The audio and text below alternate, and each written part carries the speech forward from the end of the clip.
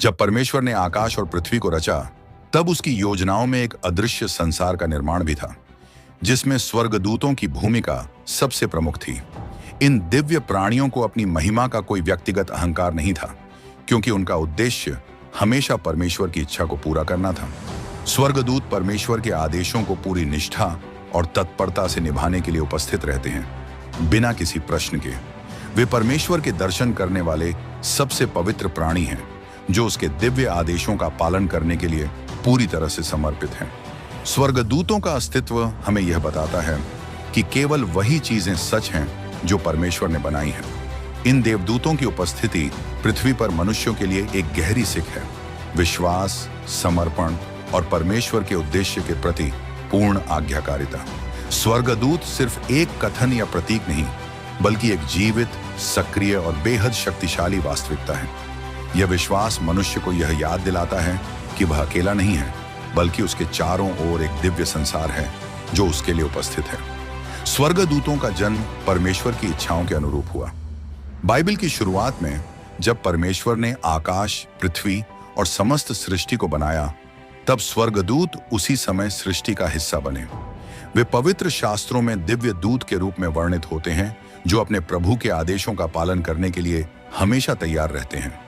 परमेश्वर ने उन्हें खास कार्यों के लिए नियुक्त किया, जैसे मानवों की सुरक्षा करना, उनके मार्गदर्शन के लिए आना और परमेश्वर के संदेशों को उनके पास पहुंचाना। हजारों हजार और 10,000 गुणा 10,000 प्रकाशित वाक्य 5:11 के वर्णन से यह स्पष्ट होता है कि स्वर्गदूतों की संख्या अनगिनत है। प्रत्येक स्वर्गदूत का कार्य विशिष्ट होता है। कोई रक्षक है, कोई संदेशवाहक है, कोई परमेश्वर के सिंहासन के चारों ओर उसकी महिमा का गान करने वाला है, तो कोई परमेश्वर के खिलाफ उठने वाले विद्रोहियों से लड़ने वाला है। स्वर्गदूतों के कार्यों को समझना हमें परमेश्वर की योजना के गहरे रहस्यों में प्रवेश करने का अवसर देता है। स्वर्गदूतों का सबसे महत्वपूर्ण कार्य, जिसे हम बार बार बाइबल में देखते हैं, वह है परमेश्वर का संदेश लोगों तक पहुंचाना। यह संदेश कभी तो एक चेतावनी होती है, कभी आशीर्वाद और कभी फिर एक नए रास्ते का उद्घाटन। स्वर्गदूतों के महान कार्यों में सबसे प्रमुख घटनाएं वह हैं जहां वे मनुष्यों को परमेश्वर के विशेष उद्देश्य और उसकी इच्छाओं से अवगत कराते हैं। उदाहरण के लिए, स्वर्गदूत गब्रिएल ने मरीम को यीशु के जन्म की घोषणा की और उसे बताया कि वह परमेश्वर के द्वारा चुनी हुई है। इसी तरह स्वर्गदूतों ने अब्राहम को उसकी संतान के बारे में सूचना दी और लूत को सदोम और गमोरा के विनाश से पहले चेतावनी दी। इन घटनाओं में स्वर्गदूत न केवल संदेशवाहक थे, बल्कि वे परमेश्वर के उद्देश्य को पूरा करने के लिए सक्रिय रूप से शामिल थे। स्वर्गदूतों की उपस्थिति हमारे जीवन में कई बार अप्रत्यक्ष रूप से होती है। हम शायद उन्हें देख नहीं पाते, लेकिन परमेश्वर की योजनाओं में उनका कार्य निरंतर सक्रिय रहता है। स्वर्गदूत हमेशा हमारे साथ होते हैं, भले ही हम उन्हें न देख पाएं। जैसे ही हमें किसी संकट का सामना होता है, स्वर्गदूत हमारे रक्षकों के रूप में हमारे पास आते हैं और उनकी मदद से हम उन स्थितियों से उबर जाते हैं जिनका हम सामना करते हैं। यहाँ पर एक उदाहरण है। जब एलीशा और उसके सेवक को आक्रमणकारियों से घेर लिया गया था, तब एलीशा ने परमेश्वर से प्रार्थना की कि उसके सेवक की आंखें खुल जाएं। जैसे ही सेवक ने अपनी आंखें खोली, उसने देखा कि चारों ओर स्वर्गदूतों और रथों का एक विशाल दल खड़ा है, जो उनके रक्षक के रूप में था।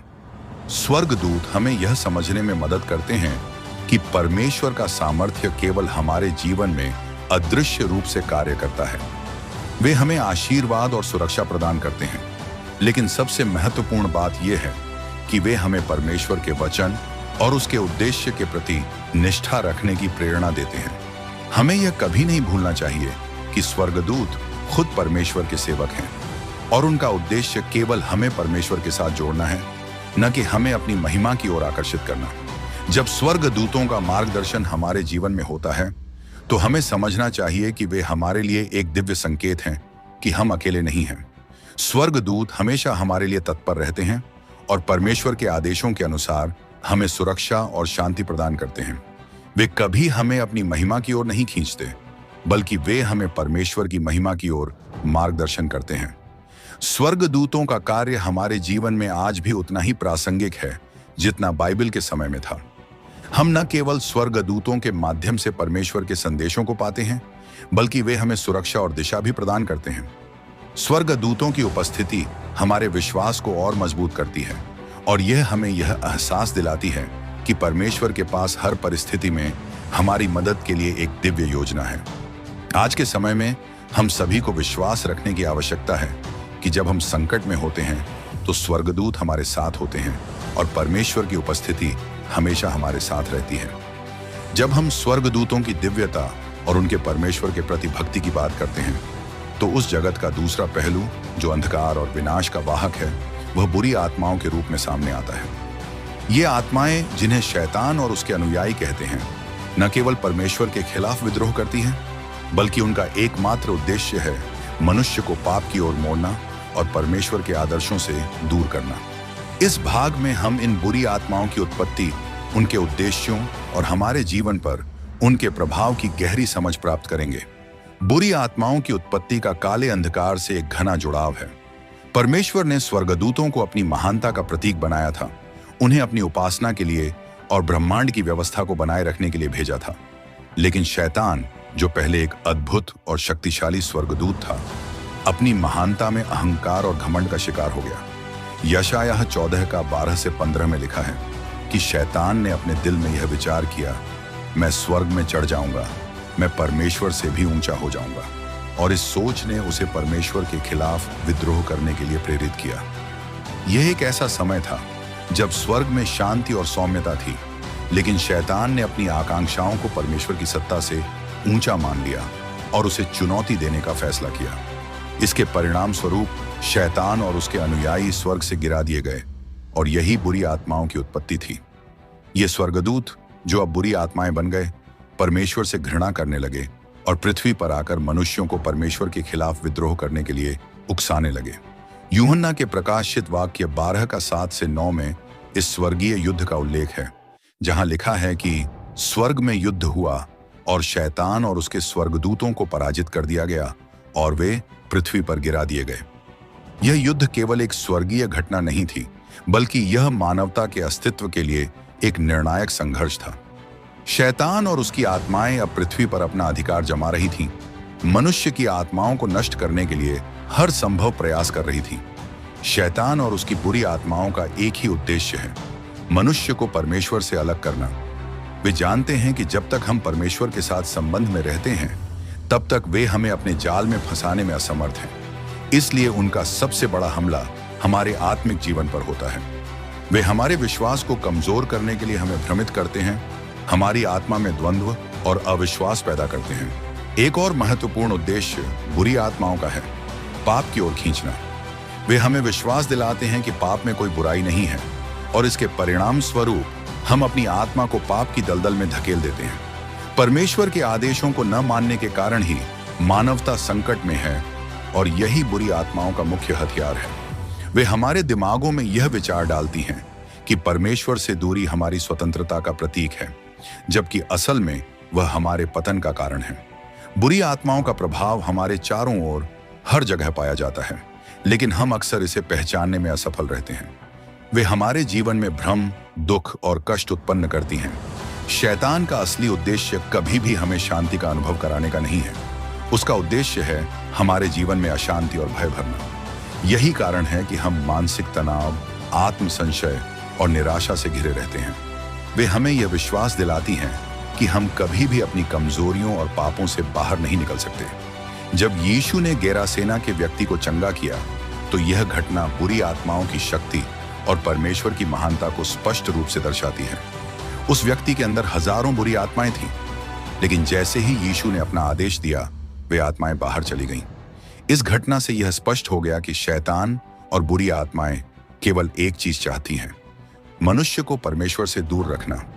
यहां यह समझना जरूरी है कि बुरी आत्माएं केवल बाहरी संसार पर ही प्रभाव नहीं डालती, बल्कि वे हमारे मन और दिल में भी अपनी जगह बनाती हैं। वे हमें निरंतर पाप के मार्ग पर चलने के लिए प्रोत्साहित करती हैं, और जब हम उनकी बातों में आ जाते हैं, तो हम अपने आत्मिक और मानसिक जीवन को खो देते हैं।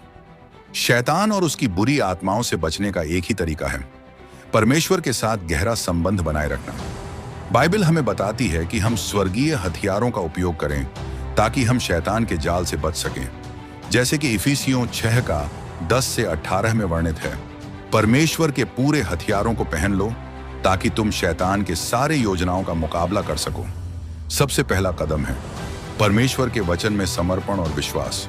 जब हम परमेश्वर के वचन में खुद को गहराई से डुबोते हैं तो हम अपने मन और आत्मा को शैतान के प्रभाव से बचा सकते हैं।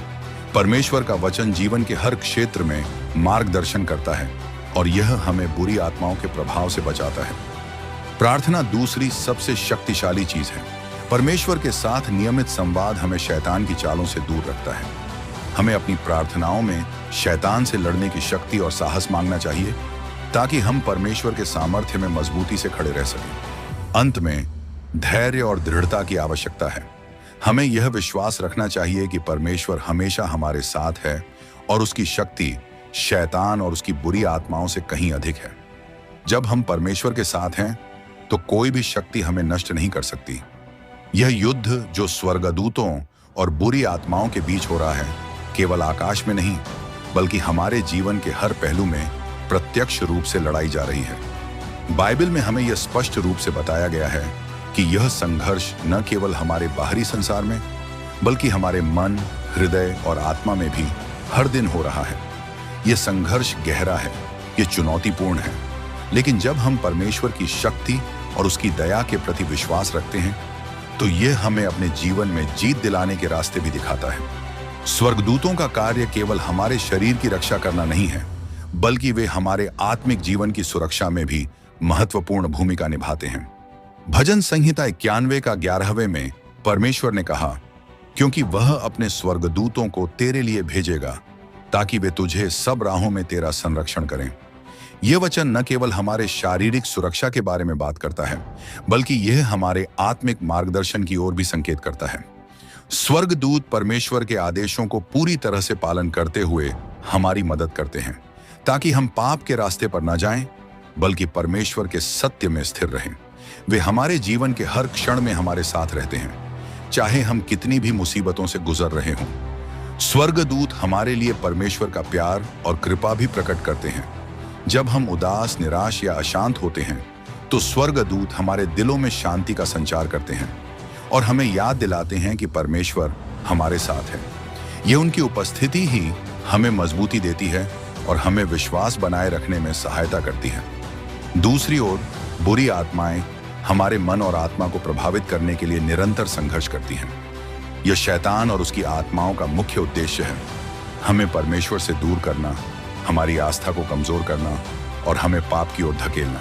जब शैतान हमें शंका, भय और निराशा के जाल में फंसा देता है तब हमें यह याद रखना चाहिए कि यही वह समय है जब हमें स्वर्गदूतों की मदद की सबसे अधिक आवश्यकता होती है।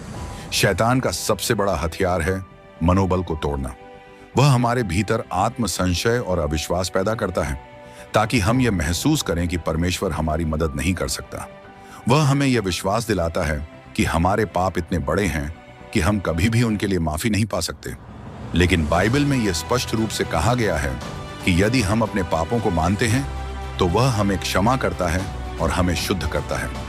स्वर्गदूत इस क्षमा की शक्ति को हमें याद दिलाते हैं और हमें फिर से परमेश्वर के पास लौटने के लिए प्रेरित करते हैं। जब हम संघर्षों में होते हैं तब शैतान हमारी कमजोरी का लाभ उठाता है और हमें यह सोचने पर मजबूर करता है कि हम अकेले हैं और परमेश्वर ने हमें छोड़ दिया है। लेकिन यह केवल एक छलावा है, क्योंकि परमेश्वर ने कभी हमें अकेला नहीं छोड़ा। यही वह समय है जब हमें अपने आत्मिक हथियारों का उपयोग करने की जरूरत होती है ताकि हम शैतान के जाल से मुक्त हो सकें। स्वर्गदूतों के साथ संघर्ष का सबसे महत्वपूर्ण हिस्सा यह है कि हम जानें कि हमारे पास परमेश्वर का सामर्थ्य है और उसी सामर्थ्य से हम शैतान और उसकी बुरी आत्माओं का मुकाबला कर सकते हैं। इफिसियों 6 का 10 से 18 में बाइबल हमें सिखाती है कि हम अपनी शक्ति परमेश्वर से प्राप्त करते हैं, न कि अपनी खुद की सीमाओं से। परमेश्वर के पूरे हथियारों को पहन लो ताकि तुम शैतान के सारे योजनाओं का सामना कर सको। इन हथियारों में परमेश्वर का वचन सबसे महत्वपूर्ण है। जब हम बाइबल का अध्ययन करते हैं और उसमें छिपे सत्य को समझते हैं तो हम शैतान के हर झूठ का मुकाबला कर सकते हैं। जब शैतान ने यीशु की परीक्षा ली तो उन्होंने हर बार परमेश्वर के वचन से शैतान का प्रतिकार किया। ये हमें सिखाता है कि हम शैतान के खिलाफ खड़े रहने के लिए परमेश्वर के वचन का पालन करें, क्योंकि वही हमारी रक्षा करता है। हमारी प्रार्थना भी एक शक्तिशाली हथियार है। जब हम प्रार्थना करते हैं तो हम परमेश्वर से उसकी सामर्थ्य, सुरक्षा और मार्गदर्शन की मांग करते हैं। बाइबल कहती है, प्रार्थना और विश्वास से तुम हर शत्रु को हराते हो। प्रार्थना न केवल हमारे आत्मिक जीवन को मजबूत करती है, बल्कि यह शैतान के हर हमले से हमें बचाती है। यह संघर्ष अनंत काल तक जारी नहीं रहेगा। बाइबल हमें यह विश्वास दिलाती है कि अंततः परमेश्वर और उसके स्वर्गदूतों की विजय होगी। प्रकाशित वाक्य 20:10 में लिखा है, और शैतान जो उन्हें बहकाता था आग और गंधक की झील में डाला जाएगा, जहां वह दिन रात सजा पाएगा। जब यह समय आएगा तो बुरी आत्माओं का अस्तित्व समाप्त हो जाएगा और परमेश्वर की सत्ता सर्वशक्तिमान होगी। हमें यह विश्वास रखना चाहिए कि इस संघर्ष में हमारी जीत निश्चित है, क्योंकि हम उन लोगों में से हैं जो परमेश्वर की ओर से विजय प्राप्त करेंगे। हमें हर दिन परमेश्वर के साथ स्थिर रहकर इस आध्यात्मिक युद्ध को लड़ने की शक्ति मिलती है। स्वर्गदूत हमारी मदद करते हैं और परमेश्वर की शक्ति हमारे जीवन में सक्रिय रहती है।